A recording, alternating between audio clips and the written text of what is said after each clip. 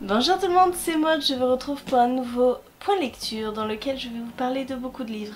Oui, je suis carrément à la bourre, vous voyez, ça c'est ma pile de livres que je dois vous présenter, donc on y va tout de suite. Je vais vous parler tout de suite de 3 e-books. Le premier, il s'agit du Paris des merveilles, le tome 3 de Pierre Pével.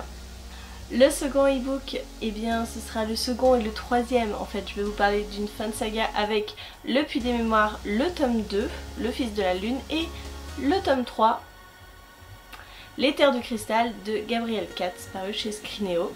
Ensuite, je vous parlerai encore une fois d'un second tome avec Percy Jackson, le tome 2, La mer des monstres de Rick Riordan, paru chez Albin Michel Louise. Et pour finir, on parlera d'un livre à VO avec Hogarth, A Stunning Adventure of Danger and Daring de Peter Benzel, et c'est chez Osborne.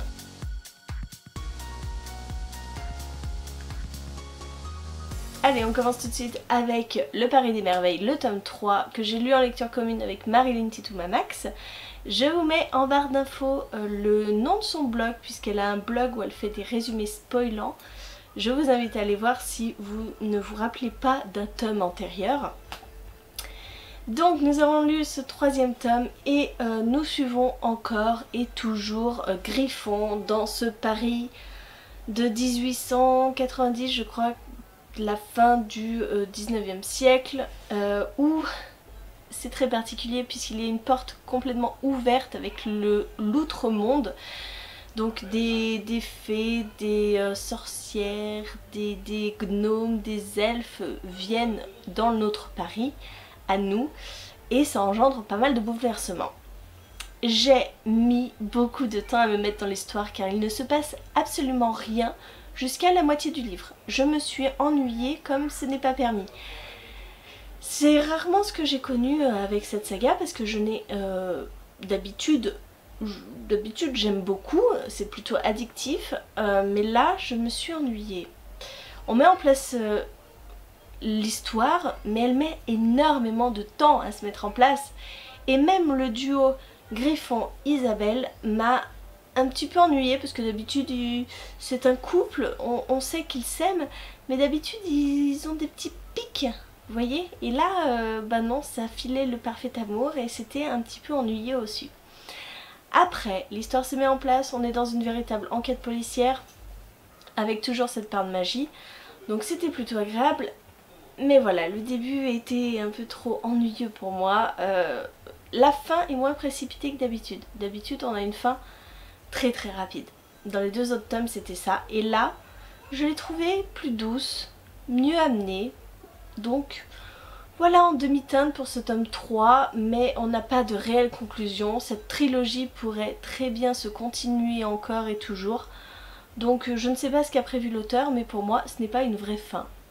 On pourrait continuer encore à suivre Griffon et Isabelle dans d'autres aventures. On continue avec une autre saga et avec Le Puits des Mémoires, et ma foi, j'avais lu le premier tome en mai l'année dernière, mai 2017, et j'avais peur d'avoir oublié de certaines choses. Finalement, je n'avais pas oublié tant de choses que ça, et ce second tome, waouh! J'ai été bluffée parce que d'habitude les seconds tomes ce sont des tomes de transition. On fait vraiment la transition entre l'introduction du premier tome et la conclusion du 3e tome. Et non, ce second tome c'est tout le contraire. Je suis désolée si vous entendez crier, c'est mon chéri qui joue aux jeux vidéo avec Julien.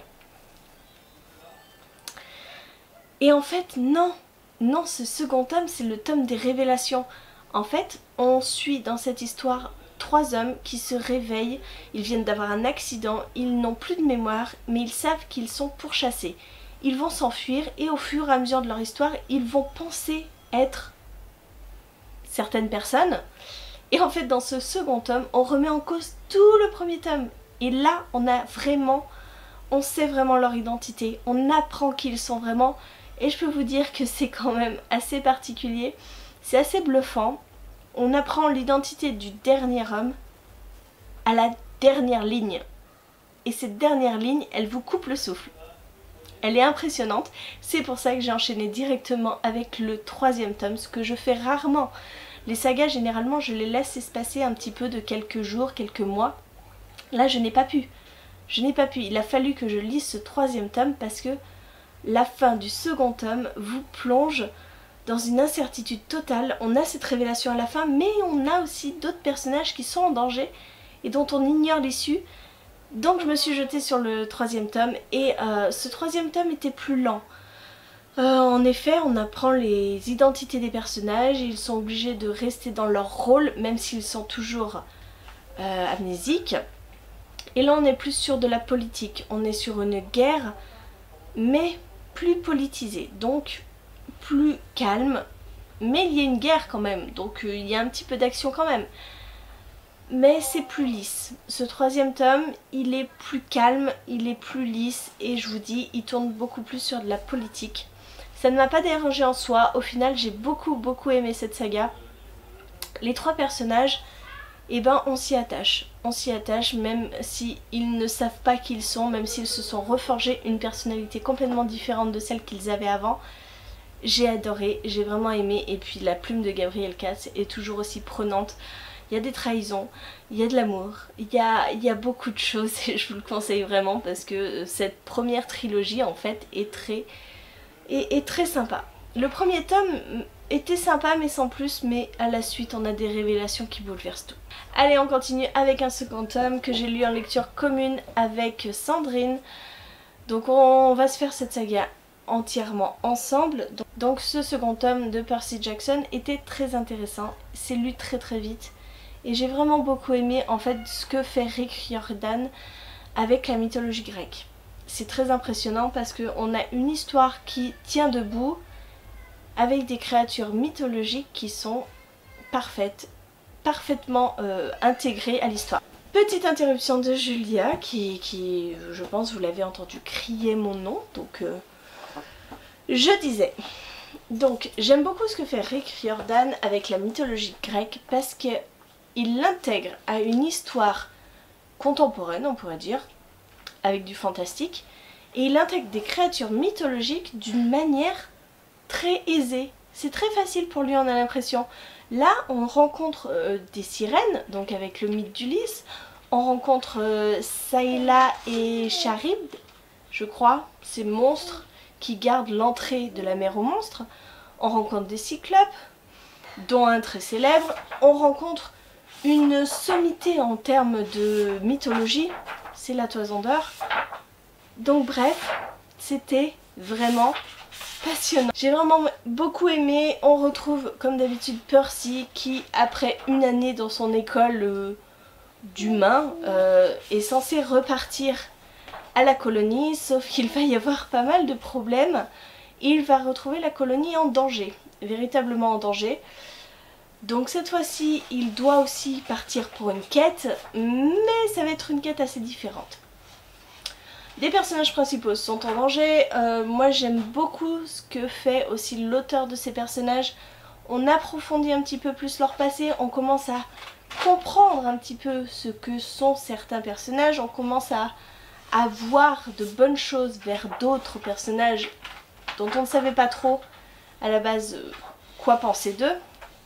Si vous entendez des pages se tourner, c'est Julia qui est juste à côté et qui tourne des pages. Elle ne fait que ça, tourner des pages. Je suis désolée, ça fait du bruit. Donc c'était vraiment une très chouette lecture qui s'est fait en quelques heures. Et il y a beaucoup d'humour dans ce tome. C'est énormément d'humour, encore une fois, et c'est toujours avec le personnage de Grover. Je pense que c'est un petit peu le comique du groupe. J'aime pas du tout cette couverture d'ailleurs, donc celle-ci est quand même vachement plus jolie. Donc je vous conseille, hein, franchement, c'est une saga jeunesse qui parle de mythologie grecque et qui le fait de manière intelligente. Voilà, on voit apparaître des créatures, on s'interroge, on sait qu'elles existent vraiment dans la mythologie grecque, mais c'est bien fait, c'est bien foutu, c'est agréable, c'est addictif, les pages se tournent toutes seules, donc parfait. Et on termine avec la lecture VO du mois de juillet pour le groupe On se lance dans la VO que Stéphanie de Piketty Bookin a mis en place. Alors ce livre Coggart, je l'ai reçu bien à la bourre, donc je l'ai commencé mi-juillet et ça a été une très bonne lecture.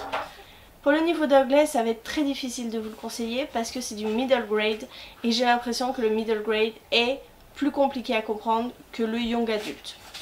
De ce que j'ai lu, moi j'avais lu que du young adulte et là j'ai trouvé plus compliqué à lire. Le prologue est ma foi assez dur de compréhension puisque on est dans un zeppelin en pleine bataille aérienne. C'est compliqué. C'est un vocabulaire assez compliqué, je peux comprendre que quand on ouvre ce livre, on soit perdu. Mais ensuite, c'est beaucoup plus simple, on est dans de la vie quotidienne, il y a quelques petits passages avec de la technique, des passages un petit peu plus complexes avec de la technologie, de la mécanique. Donc voilà, il y a encore des petits passages compliqués, mais sinon en gros, moi j'ai compris l'histoire. Hein. Dans l'ensemble, je ne m'arrête pas à chaque mot de toute façon. Et donc en fait, on va suivre Lily, qui va découvrir que son père, donc un célèbre inventeur, a disparu, que son Zeppelin s'est crashé et que depuis on est sans nouvelles de lui. On va la retirer de son école, là où elle apprend les bonnes manières, pour la ramener chez elle. Et la gouvernante qui fait ça est quand même assez étrange et n'a pas forcément de très bonnes intentions envers Lily. Elle va donc, avec l'aide de Robert et de Malkin, un renard mécanique inventé par son père, ils vont se lancer à la poursuite du père de Lily, à sa recherche. Ils vont mener l'enquête et voilà, c'est une enquête palpitante, il se passe plein de choses, il y a sans cesse des courses-poursuites parce que Lily est recherchée d'un autre côté par des hommes mi-hommes mi-robots, ils sont très étranges. Bref, et le but c'est de retrouver le Coggert, cette pièce mécanique qui fait des choses extraordinaires. Je ne vous en dirai pas plus. Voilà, j'ai vraiment adoré cette histoire. Les personnages sont très sympas, sont très attachants. Vraiment, Lily, c'est une petite fille qui est pleine de rébellion, qui ne se laisse pas faire, qui a un amour particulier pour je trouve pas mes mots en français, c'est dur à vous dire. Quand on a lu quelque chose en anglais, les mots en anglais reviennent plus facilement. Donc en fait, Lily a un attachement particulier pour ceux qu'elle considère comme sa famille, c'est-à-dire les inventions de son père, des robots quoi, qui l'accompagnent, comme la cuisinière, comme le gardien, comme le chauffeur, bref, tous ces personnages-là, ce sont des robots, mais Lily les considère comme des humains et elle ne comprend pas pourquoi tous les autres les considèrent comme des machines, comme des sous-catégories, sous-personnes. Bref, voilà, il y a toute cette thématique-là. Robert aussi est très attachant puisqu'il va lui arriver quelque chose qui va chambouler sa vie dans cette aventure. Et voilà, l'aventure en elle-même est très intéressante, très palpitante, donc je vous le conseille si vous n'avez pas peur de ce vocabulaire un petit peu poussé en début de livre et par-ci par-là au fil du récit. Voilà, je vous ai parlé de ces 5 lectures, j'en ai encore bien d'autres comme vous pouvez le voir. Mais je vais rattraper mon retard, je ne m'inquiète pas. N'hésitez pas à me dire en commentaire si vous avez lu un de ces livres, ce que vous en avez pensé. Et moi, en attendant, je vous fais de gros bisous, je vous souhaite une très bonne journée, de très bonnes lectures et je vous dis à très bientôt pour une nouvelle vidéo.